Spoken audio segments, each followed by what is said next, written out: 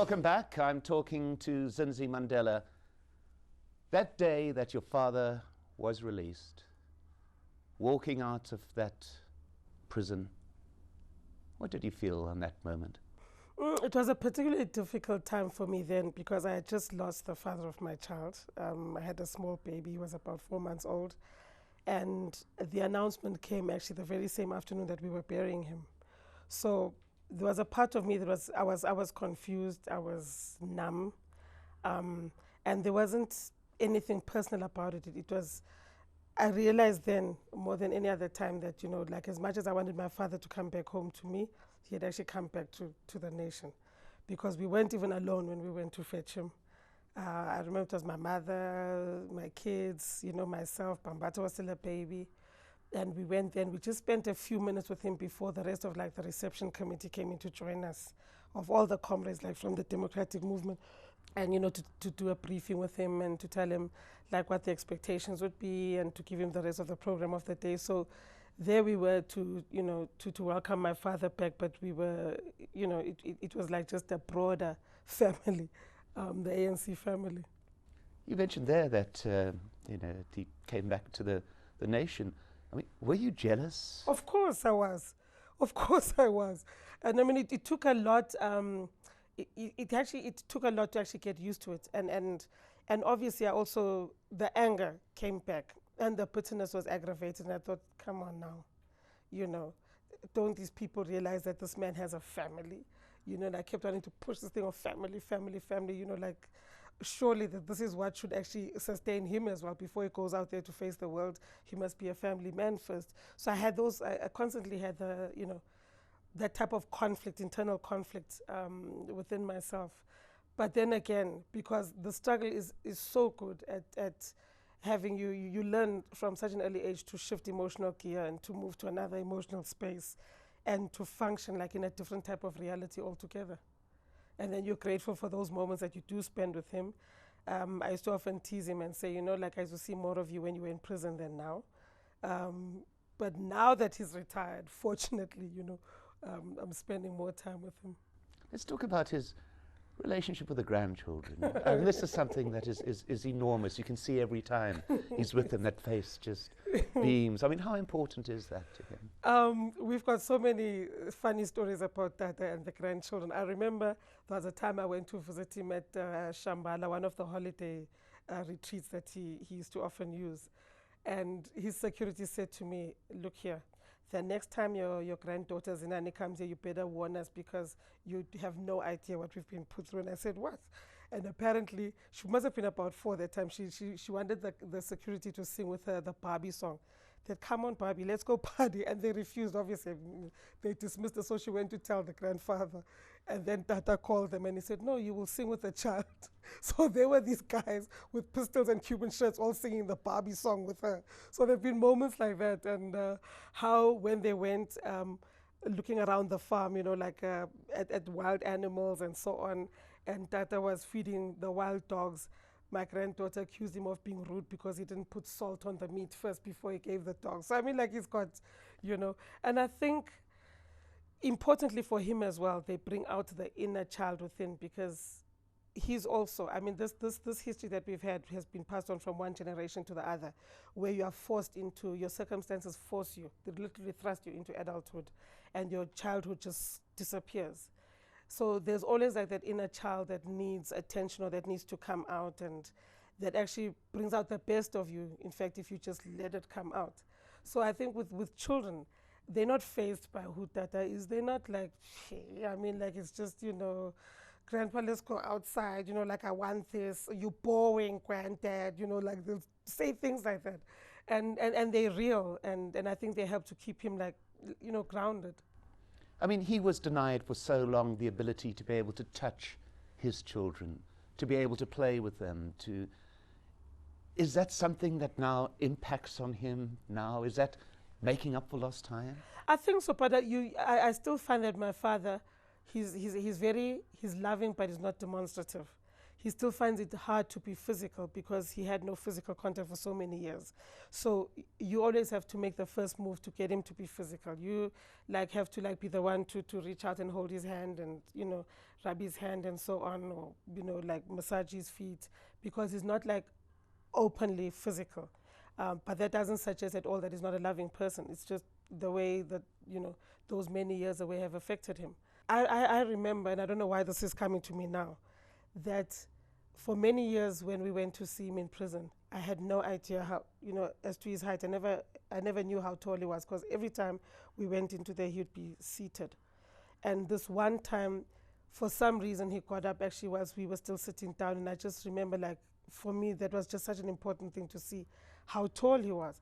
And at the time, he was actually developing a slight bald patch at the back of his head. And that disturbed me so much, because I thought, no, you know, my father's still young and he must come back like young and strong, and, you know, so that we can do all the things that, you know, father and daughter are supposed to do.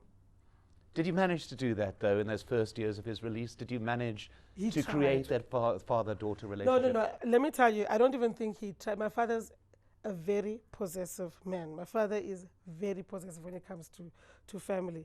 Now, here he comes out, and he comes out to grown children, and he still very much wants to play his part as a father.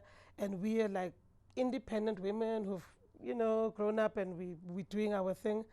And when he came out, I was living with both my parents and with my small children.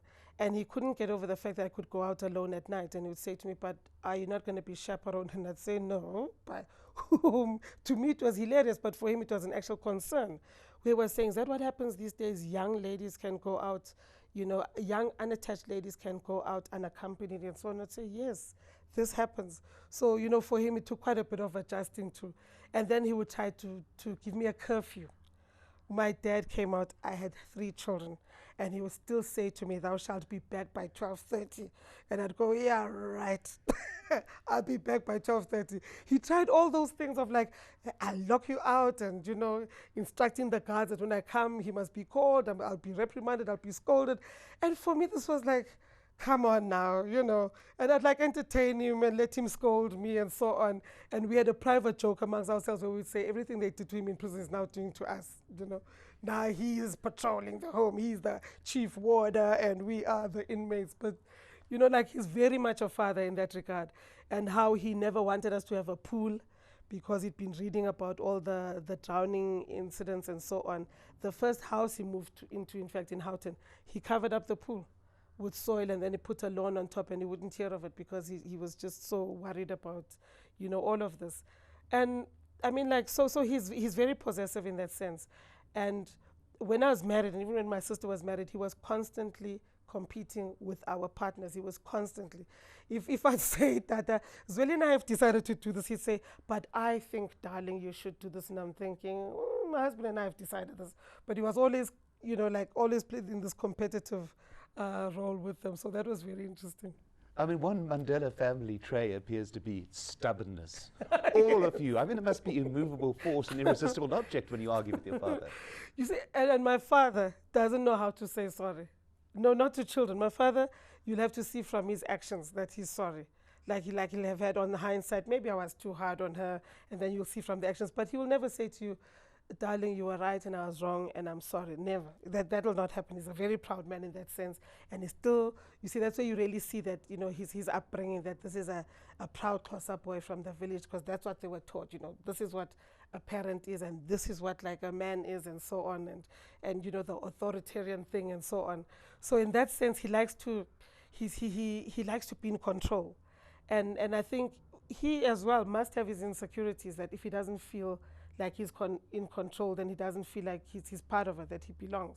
So it's important for him, like, to be assertive from time to time. And at the same time, he was leading a country to freedom, negotiating a democracy. There he was. I mean, like, the other day it was very interesting. I found, you know, going through, you know, because I've been moving house and so on, going through some boxes and so on, I found a message pad that Tatu Tambo had called him. So it says, Tata, please call OR called, and whatever, call him at this number. And then at the back, he had written a note to my mom where he was saying, "Dear mom, please bring me a fresh change of clothing here at the World Trade Center and I need the following, whatever." And I just found that so interesting because, there he was negotiating a country's future and so on, but at the same time, he was still very much being the family man, summoning the wife to bring his clothes and so on, change of clothing. So it's always interesting to see how those two merge into one, the leader, the father, or the husband into one. What have you learned from him? I have learned, one of the most profound experiences I've had, like traveling with my father. We had gone on a state visit to the States, and there was a woman who was emotional, like, the people who gather outside the residence where we were staying, and he went out to greet, and this woman was like very emotional. And when we got back inside, he was very quiet and he was frowning, and we got back into the house and he said to me, "Darling, did you see how emotional that woman was?" And then he was like, "I wonder why." He was truly puzzled. And for me, I thought, gee, it really did not occur to him that it was about him. Because I really truly believe my father never thinks of himself as this great man. He always thinks as a collective. He always just thinks he's part of this bigger thing.